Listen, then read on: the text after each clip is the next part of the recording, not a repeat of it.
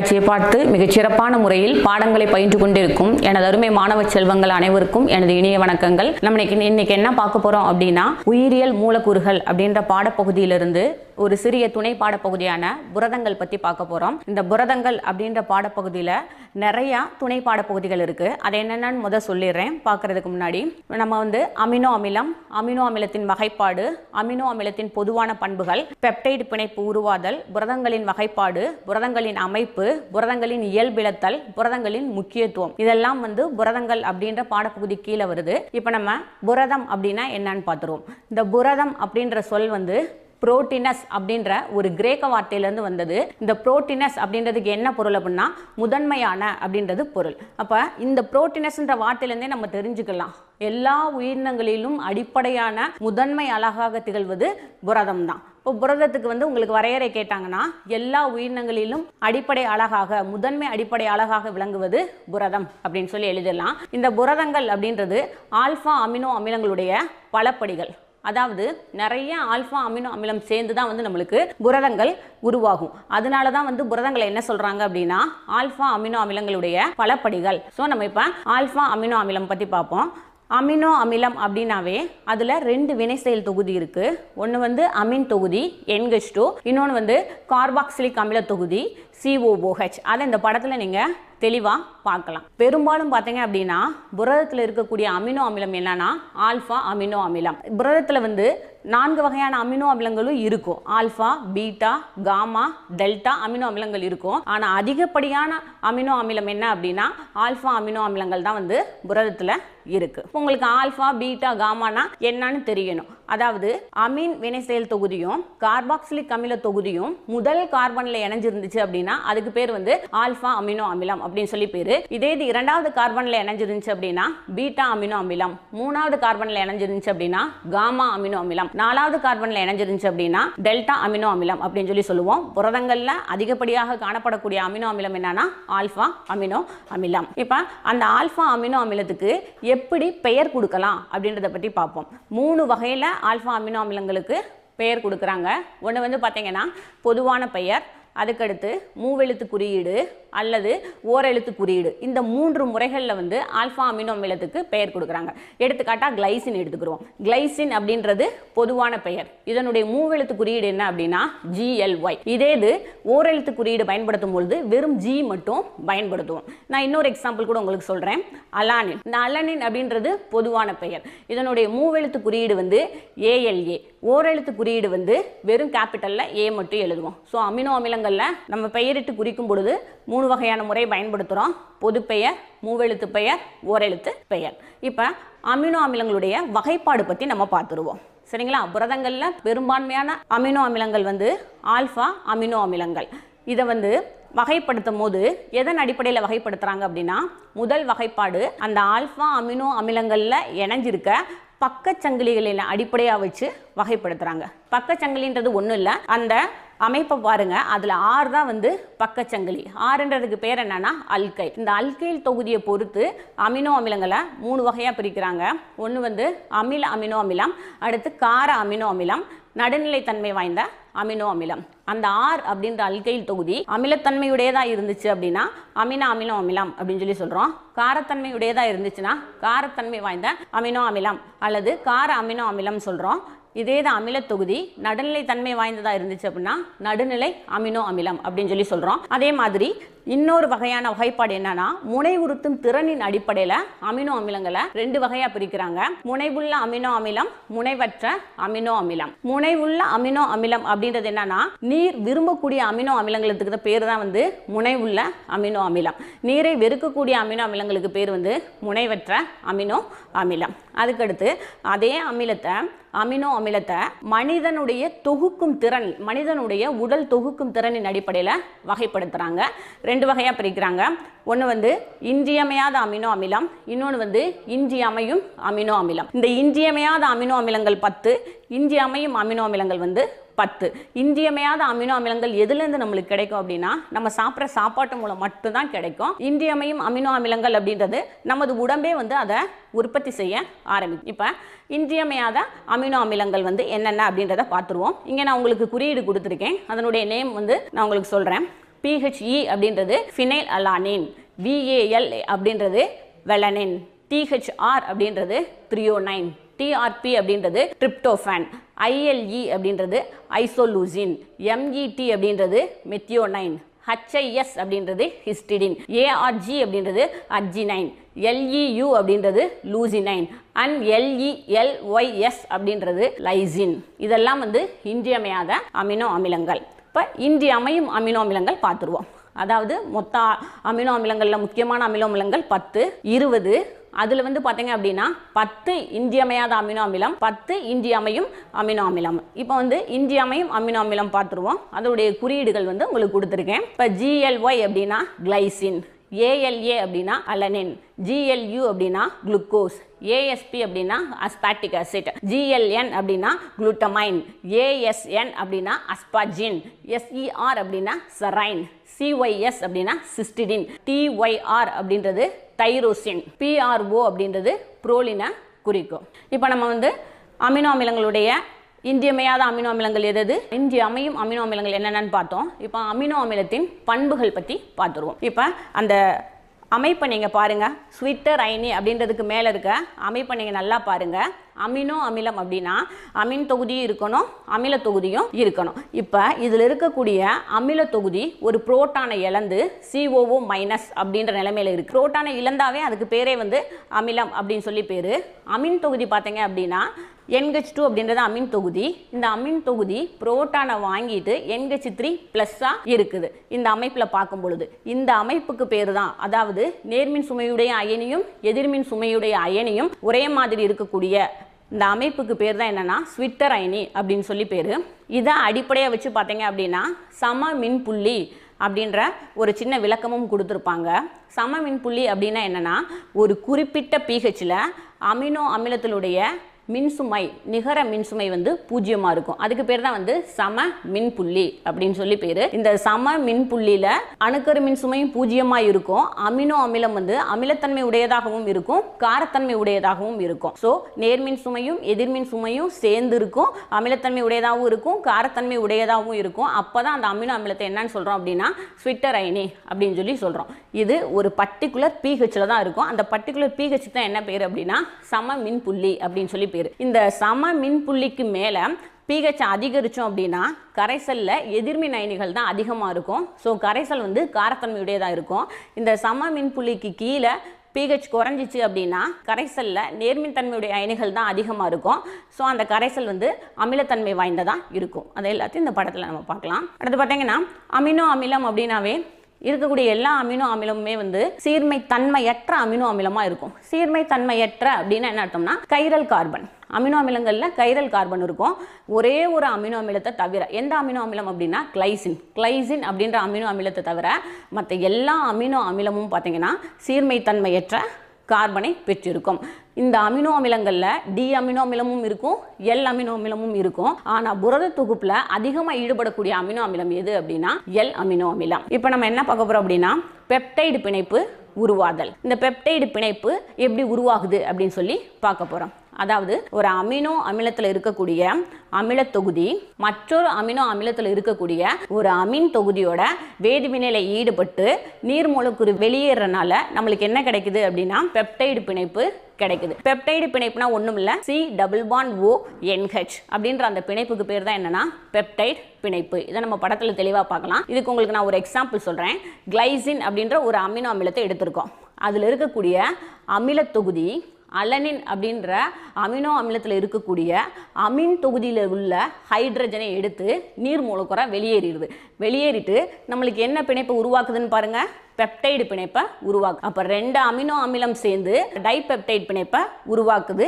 Peptide பிணைப்பு அப்படின்னா உங்களுக்கு தெளிவா என்னன்னு தெரிஞ்சிருக்கணும். C+ONH அப்படின்னா அதுக்கு பேர் பெப்டைடு பிணைப்பு. 2 அமினோ அமிலம் சேர்ந்துச்சு அப்படின்னா டைபெப்டைட், 3 அமினோ அமிலம் சேர்ந்துச்சு அப்படின்னா அதுக்கு பேரு ட்ரைபெப்டைட், 4 அமினோ அமிலம் சேர்ந்துச்சு அப்படின்னா அதுக்கு பேரு டெட்ராபெப்டைட், 5 அமினோ அமிலம் சேர்ந்து இருந்துச்சு அப்படின்னா அந்த பெப்டைடுக்கு பேரு பென்டாபெப்டைட் அப்படின்னு சொல்லி பேரு. ஒரு புரதம் அப்படின்னு எடுத்துட்டோம் அப்படின்னா அதுக்கு 2 முனைகள் இருக்கும். ஒன்று வந்து N முனை, அமீன் முனைக்கு பேர் தான் N முனை, கார்பாக்சிலிக் அமில முனைக்கு பேர் வந்து C முனை.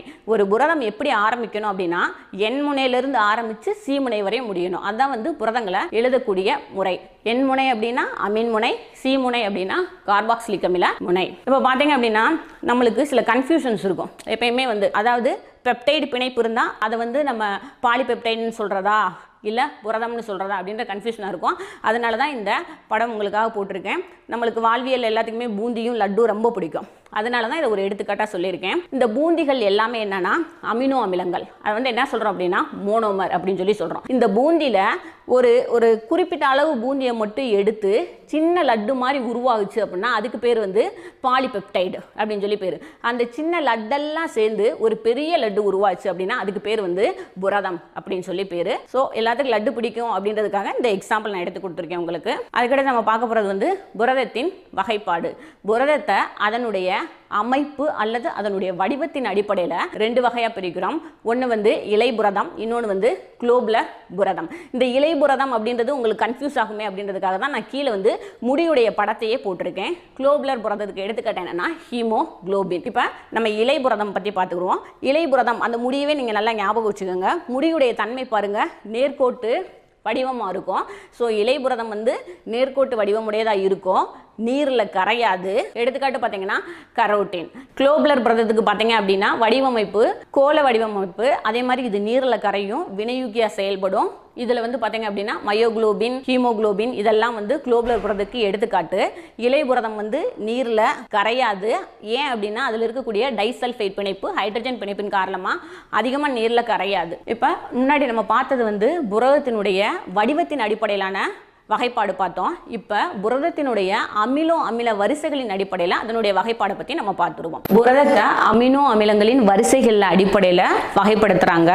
அப்போது புரதம் வந்து 4 வகையாக பிரிக்கிறோம். ஒன்று வந்து முதல் நிலை அமைப்பு, இன்னொன்று 2ஆம் நிலை அமைப்பு, 3ஆம் நிலை அமைப்பு, 4வது வந்து 4ஆம் நிலை அமைப்பு. ஸோ இந்த 4 வகையான அமைப்புகள் வந்து புரதத்தில் இருக்குது. நம்ம இப்போ பார்க்க போகிறது வந்து முதல் நிலை அமைப்பு.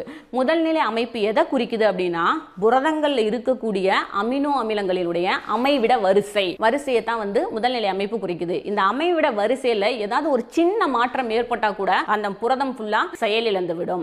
அதனாலதான் அந்த அமைவிட வரிசை பாருங்க, நான் கீழே வந்து படம் உங்களுக்கு கொடுத்திருக்கேன். அதுல ஆரம்பிக்கும் போது NH2 N முனையில ஆரம்பிச்சு முடியும் பொழுது புரதம் எந்த முனையில முடியுதுன்னு பாருங்க, COOHல முடியுது. இப்ப NH2 கிளைசின் அடுத்து என்ன இருக்கு, மெத்தியோனைன், மெத்தியோனைன் அடுத்து ஃபினைல் அலானின், ஃபினைல் அலானின் அடுத்து சிஸ்டின், சிஸ்டின் அடுத்து அர்ஜினைன், அர்ஜினைன் அடுத்து அஸ்பார்டிக் அமிலம் இருக்கு. இந்த அமினோ அமிலத்தில் ஏதாவது ஒரு சின்ன வேறுபாடு இருந்தால் கூட புரதத்தினுடைய அத்தனை செயல்பாட்டுமே வந்து வேறுபடும். இப்போ நம்ம பார்க்க போகிறது 2ஆம் நிலை அமைப்பு. 2ஆம் நிலை அமைப்பு எதை சொல்லுது அப்படின்னா புரதத்தில் இருக்கக்கூடிய ஹைட்ரஜன் பிணைப்பை பற்றி தான் வந்து 2ஆம் நிலை அமைப்பு சொல்லுது. ஹைட்ரஜன் பிணைப்பு அமினோ அமிலங்களில் எங்கெங்க ஏற்படும் அப்படின்றத நம்மளுக்கு தெரியணும். அதாவது ஒரு அமினோ அமிலத்தில் இருக்கக்கூடிய கார்பனைல் ஆக்சிஜன் இன்னொரு அமினோ அமிலத்தில் இருக்கக்கூடிய அமீனில் உள்ள ஹைட்ரஜன் கூட பிணைப்பை ஏற்படுத்தும். இதை தான் வந்து 2ஆம் நிலை அமைப்பு நம்மளுக்கு தெளிவாக சொல்லியிருக்கு. இந்த 2ஆம் நிலை அமைப்பில் 2 விதமான வடிவங்கள் வருது. ஒன்று வந்து ஆல்ஃபா சுருள் அமைப்பு, இன்னொன்று வந்து பீட்டா தாள் அமைப்பு. இப்போ எதை ஆல்ஃபா சுருள் அமைப்புன்னு சொல்கிறோம் அப்படின்னா ஒரு அமினோ அமிலத்தில் இருக்கக்கூடிய Nஆவது கார்பனைல் ஆக்சிஜன் இன்னொரு அமினோ அமிலத்தில் இருக்கக்கூடிய N+4வது அமீன்ல உள்ள ஹைட்ரஜன் கூட பிணைப்பை ஏற்படுத்துச்சு அப்படின்னா அதுக்கு பேர் தான் என்னன்னா ஆல்ஃபா சுருள் அமைப்பு. ஆல்ஃபா சுருள் அமைப்புல வந்து எப்படி ஹைட்ரஜன் பிணைப்பு உருவாகுதுன்னா மொதல் அமினோ அமிலத்தில் இருக்கக்கூடிய கார்பனைல் ஆக்சிஜன் 5வது அமினோ அமிலத்தில் இருக்கக்கூடிய அமீனில் இருக்கக்கூடிய ஹைட்ரஜன் இது கூட சேர்ந்து நம்மளுக்கு ஹைட்ரஜன் பிணைப்பு உருவாகுது. இதில் பார்த்தீங்க அப்படின்னா ஆல்ஃபால சுருள் அமைப்பு தான் நம்மளுக்கு உருவாகும். ஏன் இந்த சுருள் அமைப்பு உருவாகுது அப்படின்னா புரோலின் அப்படின்ற அமினோ அமிலம் வந்து முறுக்குத்தன்மை உடையதாக இருக்கும். அதனால தான் வந்து இந்த ஆல்ஃபா சுருள் அமைப்பில் சுருள் உருவாகுது. இன்னொரு விஷயம் என்னன்னா அந்த புரோலினை என்ன சொல்லுவாங்க அப்படின்னா சுருள் பிரிப்பான் அப்படின்னும் சொல்லுவாங்க. இதில் இந்த ஆல்ஃபா சுருள் அமைப்பில் ஒரு சுற்றுல 3.6 அமினோ அமிலம் இருக்கும். அதனுடைய அந்த சுற்றுடைய நீளம் என்னன்னு பார்த்தோம் அப்படின்னா 5.4 ஆம்ஸ்ட்ராங். அதுக்கடுத்து நம்ம பார்க்க போகிறது வந்து பீட்டா தாள் அமைப்பு. நல்லா இந்த அமைப்பை பாருங்க. இந்த அமைப்பு பார்த்தீங்க அப்படின்னா வாழை இலை அப்படியே விரிச்சு வச்ச மாதிரி இருக்கும். இதில் அந்த வாழை இலைக்கு மேலே என்ன இருக்கும் அப்படின்னா பெப்டைட் பிணைப்புகள் வந்து அப்படியே விரவி இருக்கும். சரிங்களா? இந்த பீட்டா தாளுடைய அமைப்பை நீங்க பாருங்க. இதுல முதல் நிலையில இருக்கக்கூடிய கார்பனைல் ஆக்சிஜன் பக்கத்து நிலையில இருக்கக்கூடிய அமீன்ல இருக்கக்கூடிய ஹைட்ரஜன் கூட ஹைட்ரஜன் பிணைப்புல ஈடுபட்டு இருக்கும். இதை வந்து நம்ம பிக்சர்ல பார்க்கும் பொழுது ஆக்சிஜன் முதல் நிலையில இருக்கதை நான் ப்ளூ கலரா உங்களுக்கு காமிச்சிருப்பேன். பக்கத்து இலையில இருக்கக்கூடிய ஆக்சிஜனை வந்து சிவப்பு கலரா காமிச்சிருப்பேன். ஸோ இந்த மாதிரி தான் பீட்டா தாள் அமைப்புல ஹைட்ரஜன் பிணைப்பு உருவாகுது. ஸோ இரண்டாம் நிலை அமைப்பு எதை பத்தி சொல்லுது? ஆல்பா சுருள் அமைப்பு, பீட்டா தாள் அமைப்பு. இதை பத்தி தான் வந்து இரண்டாம் நிலை அமைப்பு சொல்லுது. இப்போ நம்ம பார்க்க போறது வந்து மூன்றாம் நிலை புரத அமைப்பு. மூன்றாம் நிலை புரத அமைப்பு அப்படின்னு என்னன்னா ஆல்பா சுருள் அமைப்பும் பீட்டா தாள் அமைப்பும் சேர்ந்து உருவாகக்கூடிய அமைப்பு தான் வந்து மூன்றாம் நிலை அமைப்பு. அதாவது ஒரு எக்ஸாம்பிள் சொல்றேன் உங்களுக்கு. இப்போ வாழை இலையை விரிச்சு வச்சு அதில் பார்த்தீங்கன்னா நல்லா வாழைத்தண்டை உள்ளே வச்சு ரோல் பண்ணோம்னா எப்படி இருக்குமோ அது மாதிரி தான் இந்த மூன்றாம் நிலை அமைப்பு இருக்கும். அந்த படத்தில் பார்த்தே நம்ம தெரிஞ்சுக்கலாம். இந்த மூன்றாம் நிலை அமைப்பு நிலைப்புத்தன்மையுடையதாக இருக்கிறதுக்கான காரணம் என்னன்னா அதில் இருக்கக்கூடிய இடையீடுகள் அப்படின்னா என்னன்னா பிணைப்புகள். என்னென்ன பிணைப்பு இருக்கு அப்படின்னா டைசல்ஃபைட் பிணைப்பு, ஹைட்ரஜன் பிணைப்பு, நிலைமின்னியல் ஈர்ப்பு விசை, வாண்டர்வால்ஸ் பிணைப்பு, நீர் வெறுக்கும் பிணைப்பு. இந்த பிணைப்புகள்லாம் இருக்கனால தான் இந்த மூன்றாம் நிலை அமைப்பு நிலைப்புத்தன்மையுடையதா இருக்கு. இப்போ பார்த்தீங்கன்னா நம்ம நான்காம் நிலை அமைப்பு பார்ப்போம். மூன்றாம் நிலை அமைப்புல நம்மளுக்கு என்ன உருவாகுதுன்னா பாலிபெப்டைடுகள் வந்து உருவாகுது. ஆல்பா சுருள் பீட்டா தாள் அமைப்பு ரெண்டு இணைஞ்சு நம்மளுக்கு என்ன பிணைப்பு உருவாகுதுன்னா பாலிபெப்டைட் பிணைப்பு உருவாகுது. இந்த நான்காம் நிலை அமைப்புல பாலிபெப்டைட் எல்லாம் ஒன்று சேர்ந்து நம்மளுக்கு என்ன உருவாகும்னா புரதம் வந்து உருவாகும். இதுல நான் கொடுத்துருக்கிறது வந்து ஹீமோகுளோபினுடைய அமைப்பு. இந்த ஹீமோகுளோபின்ல 4 பாலிபெப்டைட் சேர்ந்து இந்த ஹீமோகுளோபினை உருவாக்குது. அதுல ஒரு பாலிபெப்டைடை பாருங்க. அந்த பாலிபெப்டைட்ல ஆல்பா சுருள் அமைப்பு இருக்கும், பீட்டா தாள் அமைப்பும் இருக்கும். இப்படி 4 பாலிபெப்டைட் சேர்ந்து ஹீமோகுளோபின் அப்படின்ற ஒரு புரதத்தை உருவாக்குறத நம்ம இந்த படத்துல பார்க்கலாம். அதுக்கடுத்து பார்த்தீங்க அப்படின்னா 10 பாலிபெப்டைட் சேர்ந்து டிஎன்ஏ பாலிமரேஸ் அப்படின்ற நொதியை உருவாக்கும்.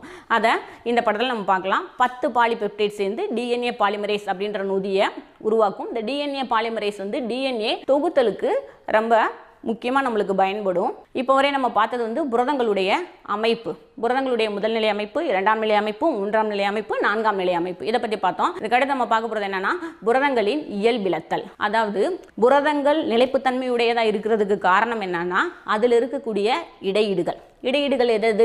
பிணைப்புகள். ஹைட்ரஜன் பிணைப்பு, டைசல்ஃபைட் பிணைப்பு, நிலைமின்னியல் ஈர்ப்பு விசை, வாண்டர்வால்ஸ் பிணைப்பு. இதெல்லாம் வந்து தான் புரதங்களை நிலைப்புத்தன்மையுடையதா இருக்க செய்யுது. இந்த பிணைப்புகளை வந்து உடைச்சோம் அப்படின்னா அதுக்கு பேர் தான் வந்து புரதங்களின் இயல்பிழத்தல் அப்படின்னு சொல்லி பேர். இந்த பிணைப்புகளை எப்படி வந்து உடைக்கிறோம், எப்படி இந்த பிணைப்புகள் முறிவடையுது அப்படின்னு பார்த்தீங்கன்னா புரதங்களை எடுத்து வெப்பப்படுத்தும் பொழுது முறிவடையும். இல்லை அப்படின்னா pH மாற்றணும் அப்படின்னாலும் முறிவடையும். இல்லை ஏதாவது ஒரு இயந்திரத்தை பயன்படுத்தி இந்த புரதங்களை சிதைச்சோம் அப்படின்னாலும் இந்த புரதங்கள் அதனுடைய இயல்பை வந்து இழந்துரும். இதுக்கு பேர் தான் வந்து புரதங்களின் இயல்பிழத்தல். இந்த நிகழ்வின் பொழுது முதல் நிலை அமைப்புக்கு, புரதங்களுடைய முதல் நிலை அமைப்புக்கு எந்தவித பாதிப்பும் இருக்காது. புரதங்களுடைய நான்காம் நிலை அமைப்பு மட்டும்தான் சிதைவடையுமே தவிர முதல் நிலை அமைப்பு அப்படியே இருக்கும். இந்த மொத்த செயல்முறைக்கு பேர் தான் என்ன அப்படின்னா புரதங்களின் இயல்பிழத்தல் அப்படின்னு சொல்லி பேரு. இதுக்கு சில எடுத்துக்காட்டு கொடுத்துருப்பேன் நான். நம்ம நார்மலா முட்டை இருக்கு, அந்த முட்டையை வந்து அப்படியே ஹாஃப் ஆயிலாவோ ஆம்லேட்டாவோ மாற்றணும் அப்படின்னா அதுக்கு பேர் தான் என்னன்னா புரதங்களின் இயல்பிழத்தல். நார்மலா இருக்கும் பொழுது அதுல நான்காம் நிலை அமைப்பு வரை இருக்கு அந்த முட்டையில. ஆனா வெப்பப்படுத்தும் பொழுது அதுல நான்காம் நிலை அமைப்பு வந்து சிதைவடைஞ்சிருது. அதனால நம்மளுக்கு ஆம்லேட்டா தெரியுது. அதே முட்டையை இயந்திரத்தால் சிதைத்தல், ஒரு இயந்திரத்தை பயன்படுத்தி அதனுடைய நான்காம் நிலை அமைப்பு எப்படி சிதைவடையுது அப்படின்றத இந்த படத்துல பார்க்கலாம். இப்போ வந்து நம்ம புரதங்களை பத்தி பார்த்துட்டோம், புரதங்களுடைய இயல்பிழத்தல் பத்தி பார்த்துட்டோம். அதுக்கடுத்து புரதங்களுடைய முக்கியத்துவம். இந்த புரதங்கள் வந்து எங்கெங்க பயன்படுது அப்படின்னா வினையூக்கியா பயன்படுது, கரோட்டின், கொலாஜன் இதுல எல்லாம் பாத்தீங்கன்னா கட்டமைப்பு அலகுகளா புரதம் பயன்படுது. ஒரு மூலக்கூறு இயக்கத்தை கட்டுப்படுத்தவும் அந்த மூலக்கூறை வந்து இயக்கவும் புரதங்கள் பயன்படுது. அதே மாதிரி தகவல்களை ஒரு இடத்துல இருந்து இன்னொரு இடத்துக்கு கொண்டு செல்ற தகவலாளர்களாகவும் இந்த புரதங்கள் பயன்படுது. உணர்வேற்பீர்களாகவும் புரதங்கள் பயன்படுது. உலோகங்களை சேமிக்கவும் புரதங்கள் பயன்படுது. நம்ம இந்த பாடப்பகுதியில் என்ன பார்த்தோம் அப்படின்னா புரதம்னா என்னன்னு பார்த்தோம். அந்த புரதம் அப்படின்றது புரோட்டீனஸ் அப்படின்ற கிரேக்க சொல்ல இருந்து வந்தது. புரோட்டீனஸ் அப்படின்றதுக்கு முதன்மையான அப்படின்றது பொருள். சோ எல்லா உயிரினங்களிலும் முதன்மையான அடிப்படை அலகு வந்து புரதம் அப்படின்றது நம்மளுக்கு தெரிய வருது. அடுத்து நம்ம என்ன பார்த்தோம் அப்படின்னா அமினோ அமிலம். புரதங்கள் இருக்கக்கூடிய அமினோ அமிலம்ன்றது ஆல்பா அமினோ அமிலம் தான் புரதங்கள்ல அதிகமா காணப்படுது. அமினோ அமிலம்னா அமின் தொகுதி இருக்கணும், அதே மாதிரி கார்பாக்சிலிக் அமில தொகுதி இருக்கணும். அதை தான் வந்து அமினோ அமிலம் அப்படின்னு சொல்லி சொல்றோம். புரதங்கள்ல ஆல்பா, பீட்டா, காமா, டெல்டா 4 வகையான அமினோ அமிலங்கள் இருக்கு அப்படின்னு பார்த்தோம். அதுக்கப்புறம் பார்க்கும் பொழுது அமினோ அமிலத்தை எப்படி பெயர் கொடுக்கலாம், அமினோ அமிலத்தை 3 வகையில பெயர் கொடுக்கலாம். ஒன்று வந்து பொதுவான பெயர், அதுக்கடுத்து மூவெழுத்து குறியீடு பயன்படுத்தணும், அதுக்கப்புறம் ஓரெழுத்து குறியீடு பயன்படுத்தணும். இப்படி 3 முறைகள்ல அமினோ அமிலத்துக்கு வந்து நம்ம பெயர் கொடுத்தோம். அப்புறம் அமினோ அமிலத்தினுடைய பொதுவான பண்புகள் பற்றி பார்த்தோம். இதுல ரொம்ப முக்கியம் என்னன்னா சம மின்புள்ளி. சம மின்புள்ளினா என்னன்னா ஒரு குறிப்பிட்ட pHல அமினோ அமிலத்தினுடைய மின்சுமை 0 ஆகும். அதுக்கு பேர் தான் என்னன்னா சம மின்புள்ளி அப்படின்னு சொல்லி பேரு. அந்த pH அதிகரிக்கும் பொழுது கரைசல் வந்து காரத்தன்மையுடையதா இருக்கும், pH குறைக்கும் பொழுது கரைசல் அமிலத்தன்மையுடையதா இருக்கும் அப்படின்னு சொல்லி பார்த்தோம். அதே மாதிரி அமினோ அமிலங்களுடைய வகைப்பாடுகள் பற்றி பார்த்தோம். அமினோ அமிலங்களை வந்து அல்கைல் தொகுதியை பொறுத்து 3 வகையா பிரிக்கிறாங்க. கார அமினோ அமிலம், அமினோ அமிலம், நடுநிலைத்தன்மை வாய்ந்த அமினோ அமிலம் அப்படின்னு சொல்லி பிரிக்கிறாங்க. அதுக்கப்புறம் பார்த்தீங்க அப்படின்னா முனைவுறுத்தும் திறன் அடிப்படையில் அமினோ அமிலத்தை 2 வகையா பிரிக்கிறாங்க. முனைவுள்ள அமினோ அமிலம், முனைவுற்ற அமினோ அமிலம் அப்படின்னு சொல்லி 2 வகையா பிரிக்கிறாங்க. அடுத்து மனிதன் உடல் தொகுக்கக்கூடிய திறனின் அடிப்படையில் அமினோ அமிலத்தை 2 வகையா பிரிச்சாங்க. ஒன்று வந்து இன்றியமையாத அமினோ அமிலம், இன்னொன்று வந்து இன்றியமையும் அமினோ அமிலம். இன்றியமையாத அமினோ அமிலம் அப்படின்றது நம்ம உடல் தொகுக்கக்கூடிய அமினோ அமிலத்துக்கு பேர் தான் வந்து இன்றியமையாத அமினோ அமிலம் அப்படின்னு சொல்லி பேரு. இன்றியமையாத அமினோ அமிலம் அப்படின்னா உணவிலிருந்து கிடைக்கக்கூடிய அமினோ அமிலத்துக்கு பேர் தான் வந்து இன்றியமையாத அமினோ அமிலம் அப்படின்னு சொல்லி பேரு. இன்றியமையும் அமினோ அமிலம் அப்படின்றது நம்மளுடைய உடல்னாலேயே அந்த அமினோ அமிலம் உற்பத்தி செய்யப்படும். அதுக்கு பேர் தான் வந்து இன்றியமையும் அமினோ அமிலம். மொத்த அமினோ அமிலங்கள் 20 முக்கியமான அமினோ அமிலங்கள். அதுல வந்து இன்றியமையாத அமினோ அமிலங்கள் 10, இன்றியமையும் அமினோ அமிலங்கள் 10. அது என்னென்னன்றதை நம்ம இந்த வகுப்புல பார்த்தோம். அதுக்கடுத்து நம்ம என்ன பார்த்தோம் அப்படின்னா பெப்டைடு பிணைப்பு எப்படி உருவாகுது அப்படின்னு சொல்லி பார்த்தோம். ஒரு அமினோ அமிலத்தில் இருக்கக்கூடிய அமில தொகுதி இன்னொரு அமினோ அமிலத்தில் இருக்கக்கூடிய அமின் தொகுதியோட வேதிவினையில் ஈடுபட்டு நீர் மூலக்கூறு வெளியேறி நம்மளுக்கு என்ன கிடைக்குதுன்னா பெப்டைடு பிணைப்பு கிடைக்குது. இந்த பெப்டைடு பிணைப்பு அப்படின்றது ஒன்றும் இல்லை, C+O NH பேர் தான் வந்து பெப்டைடு பிணைப்பு அப்படின்னு சொல்லி பேரு. அதுக்கப்புறம் பார்த்தீங்கன்னா புரதங்களை எப்படி வகைப்படுத்தணும் அப்படின்றத பார்த்தோம். புரதங்களை பார்க்கும் பொழுது அதனுடைய வடிவத்தின் அடிப்படையில் 2 வகையா பிரிச்சோம். ஒன்று வந்து இலை புரதம், இன்னொன்று வந்து குளோபுலர் புரதம். இந்த இலை புரதத்துக்கு எடுத்துக்காட்டு வந்து கரோட்டின். குளோபுலர் புரதத்துக்கு எடுத்துக்காட்டு பார்த்தீங்க அப்படின்னா மயோகுளோபின். இலை புரதத்துடைய பண்புகள் எப்படி இருக்கும் அப்படின்னா நேர்கோட்டு வடிவமைப்புடையதா இருக்கும், நீர்ல கரையாது. அதே மாதிரி இதுல வந்து டைசல்ஃபைட் ஹைட்ரஜன் பிணைப்புகள்லாம் இருக்கும். குளோபுலர் புரதம் பார்க்கும் பொழுது அது கோள வடிவத்தில் இருக்கும், அதே மாதிரி நீர்ல கரையும். இதுல வந்து பாத்தீங்கன்னா எக்ஸாம்பிள் மயோகுளோபின், இதெல்லாம் வந்து குளோபுலர் புரதத்துக்கு மிகச்சிறந்த எடுத்துக்காட்டு. அதுக்கப்புறம் புரதத்தினுடைய அமினோ அமிலத்தின் அமைவிட வரிசையில் புரதத்தை வகைப்படுத்தணும். 4 வகைப்படுத்தணும். ஒன்று வந்து முதல் நிலை அமைப்பு, இன்னொன்று 2ஆம் நிலை அமைப்பு, மூணாவது 3ஆம் நிலை அமைப்பு, 4வது 4ஆம் நிலை அமைப்பு. இந்த முதல் நிலை அமைப்பு எதை பற்றி சொல்லுச்சு அப்படின்னா புரதங்கள் இருக்கக்கூடிய அமினோ அமிலத்தின் அமைவிட வரிசை பற்றி சொல்லுச்சு. அப்போ அமினோ அமிலம்ன்றது இந்த இடத்துல தான் ஒரு புரதத்தில் இருக்கணும் அப்படின்றத சொன்னது தான் வந்து முதல் நிலை அமைப்பு. இந்த முதல் நிலை அமைப்பில் ஏதாவது மாற்றம் இருந்துச்சு அப்படின்னா, அதாவது முதல்நிலை அமைப்பில் இருக்கக்கூடிய அமினோ அமிலத்தின் அமைவிட வரிசையில் ஏதாவது மாற்றம் இருந்துச்சு அப்படின்னா அந்த புரதம் முழுவதுமே வந்து அதனுடைய செயல்திறனை இழந்துரும். அதுக்கடுத்து பார்த்தீங்கன்னா 2ஆம் நிலை அமைப்பு பார்த்தோம். 2ஆம் நிலை அமைப்பில் ஹைட்ரஜன் பிணைப்பினுடைய முக்கியத்துவம் என்ன அப்படின்றத தெரிஞ்சுக்கிட்டோம். இதில் 2ஆம் நிலை அமைப்பு அப்படின்றது ஆல்ஃபா சுருள் அமைப்பு, பீட்டா தாள் அமைப்பு அப்படின்னு சொல்லி 2ஆ பிரிச்சோம். இந்த ஆல்பா சுருள் அமைப்பு எதை சொல்லுது அப்படின்னா எண்ணாவது கார்பனைல் ஆக்சிஜன் N+4வது அமீன்ல இருக்கக்கூடிய ஹைட்ரஜனோட பிணைப்பை ஏற்படுத்தும் அப்படின்றத இந்த ஆல்பா சுருள் அமைப்பு சொல்லுது. இந்த சுருள் வர்றதுக்கு முக்கியமான காரணம் யாரு அப்படின்னா புரோலின் அப்படின்ற ஒரு அமினோ அமிலம். இந்த புரோலின் அமினோ அமிலம் வந்து நல்லா முறுக்குத்தன்மை உடையதா இருக்கிறதுனால தான் ஆல்பா சுருள் அமைப்பு நம்மளுக்கு கிடைக்குது. அதனால புரோலினுக்கு என்ன பேரு அப்படின்னா சுருள் பிரிப்பான் அப்படின்னு சொல்லி பேரு. இப்போ பீட்டா, அதுக்கப்புறம் பீட்டா தாள் அமைப்பு பத்தி பார்த்தோம். பீட்டா தாள் அமைப்பு அப்படின்றது பரப்பப்பட்ட பெப்டைடு சங்கிலியை கொண்ட ஒரு இலை மாதிரியான ஒரு அமைப்புக்கு பேர் தான் என்னன்னா பீட்டா தாள் அமைப்பு. இந்த பீட்டா தாள் அமைப்புல ஹைட்ரஜன் பிணைப்பு எப்படி உருவாகுது அப்படின்னா முதல் இலையில இருக்கக்கூடிய கார்பாக்சிலிக் தொகுதியில் இருக்கக்கூடிய ஆக்சிஜன் 2வது இலையில் இருக்கக்கூடிய அமீன் தொகுதியில் இருக்கக்கூடிய ஹைட்ரஜனோட ஹைட்ரஜன் பிணைப்பை ஏற்படுத்துது. ஸோ 2ஆம் நிலை அமைப்பு ஃபுல்லாக எதை பற்றி சொல்லுது அப்படின்னா ஹைட்ரஜன் பிணைப்பை பற்றி தான் சொல்லுது. 2ஆம் நிலை அமைப்பில் 2 இருக்கு, ஆல்ஃபா சுருள் அமைப்பு, பீட்டா தாள் அமைப்பு. அதுக்கடுத்து வந்து 3ஆம் நிலை அமைப்பை பற்றி பார்த்தோம். இந்த 3ஆம் நிலை அமைப்பு அப்படின்றது என்னன்னா ஆல்ஃபா சுருள் அமைப்பும் பீட்டா தாள் அமைப்பும் சேர்ந்த கலவைக்கு பேர் தான் என்னன்னா 3ஆம் நிலை புரத அமைப்பு. இந்த அமைப்பு பார்க்கும்போது பார்த்தீங்கன்னா என்ன மாதிரி பிணைப்புகளை உருவாக்கியிருக்கோம் அப்படின்னா பாலிபெப்டைடுகளை வந்து உருவாக்கியிருக்கோம். அதுதான் நான் சொன்னேன், ஒரு வாழை இலையில வாழைத்தண்டை வச்சு மடிக்கும் பொழுது எப்படி அமைப்பு வருதோ அதுதான் வந்து 3ஆம் நிலை அமைப்பு. இப்போ 3ஆம் நிலை அமைப்பில் நம்மளுக்கு என்ன உருவாகுது? பாலிபெப்டைடு உருவாகுது. 4ஆம் நிலை அமைப்பு பார்த்தீங்க அப்படின்னா பாலிபெப்டைடுகள்லாம் சேர்ந்து தான் புரதம் உருவாகும். இதை தான் வந்து 4ஆம் நிலை அமைப்பு நம்மளுக்கு தெளிவாக சொல்லியிருக்கோம். எடுத்துக்காட்டாக பார்த்தீங்கன்னா ஹீமோகுளோபின் 4 வகையான பாலிபெப்டைடு இணைஞ்சு நம்மளுக்கு ஹீமோகுளோபின் அப்படின்ற ஒரு நொதியை கொடுக்கும். 10 வகையான பாலிபெப்டைடு இணைஞ்சு டிஎன்ஏ பாலிமரேஸ் அப்படின்ற நொதியை நம்மளுக்கு உருவாக்கியிருக்கும். இதை பற்றி சொல்கிறது தான் வந்து 4ஆம் நிலை அமைப்பு. அதுக்கடுத்து நம்ம புரதத்தினுடைய முக்கியத்துவம் பற்றி பார்த்தோம். புரதம் அப்படின்றது மிகச்சிறந்த வினையூக்கியாகவும் செயல்படும். அதே மாதிரி புரதங்கள் மிகச்சிறந்த ஆற்றல் மூலமாக செயல்படுதுன்றதையும் பார்த்தோம். அதுக்கடுத்து நம்ம என்ன பார்த்தோம்னா புரதங்களுடைய இயல்பிழத்தல். அதாவது புரதங்கள் நிலைப்புத்தன்மையாக இருக்கிறதுக்கு காரணம் என்னன்னா அதில் இருக்கக்கூடிய இடையீடுகள் அப்படின்றது பிணைப்புகளை பற்றி சொல்லுது. டைசல்ஃபைட் பிணைப்பு, ஹைட்ரஜன் பிணைப்பு, நிலைமின்னியல் ஈர்ப்பு விசை, வாண்டர்வால்ஸ் விசை, இந்த மாதிரி இடையீடுகள் இருக்கனால தான் புரதம் வந்து நிலைப்புத்தன்மை வாய்ந்ததா இருக்கு. இந்த இடையீடுகளை எப்படி நம்ம அழிக்கலாம் அப்படின்னா அந்த புரதத்தை எடுத்து வெப்பப்படுத்தினா இந்த இடையீடுகள் நீங்கிறதுக்கு வாய்ப்பு இருக்கு. புரதத்தை எடுத்து pH மாத்தினாலும் இந்த இடையீடுகள் வந்து செயலிழந்து நம்மளுக்கு புரதத்தினுடைய அமைப்பு முழுவதுமாகவே வந்து செயலிழக்கும். புரதங்களுடைய இயல்பிழத்தல் அப்படின்னா என்னன்னா அதனுடைய முதல் நிலை அமைப்பு சிதைவடையாம இருக்கணும், ஆனா 4ஆம் நிலை அமைப்பு சிதைவடையும். அதுக்கு பேர் தான் என்னன்னா புரதங்களுடைய இயல்பிழத்தல் அப்படின்னு சொல்லி பேரு. அந்த புரதங்களை திரும்பி அதோட இயல்பான நிலைக்கு கொண்டு வரதுக்கு என்ன சேர்ப்பாங்கன்னா சாப்ரான்கள் அப்படின்ற நொதிகள் சேர்ப்பாங்க. அந்த நொதிகள் சேர்க்கும் பொழுது அந்த 4ஆம் நிலை அமைப்பு உருவாகி புரதம் வந்து நம்மளுக்கு முழுமையான புரதமா கிடைக்கும். இதுல முக்கியமா கொடுக்கக்கூடிய 2 மார்க்ஸ் கொஸ்டின் என்னன்னா புரதங்களின் இயல்பிழத்தல். புரதங்களுடைய இயல்பிழத்தல் அப்படின்னா என்னன்னா புரதங்களுடைய முதல் நிலை அமைப்பு பாதிக்கப்படாம 4ஆம் நிலை அமைப்பை மட்டும் இழக்கக்கூடிய அந்த செயல்முறைக்கு பேர் தான் என்னன்னா புரதங்களின் இயல்பிழத்தல் அப்படின்னு சொல்லி பேரு.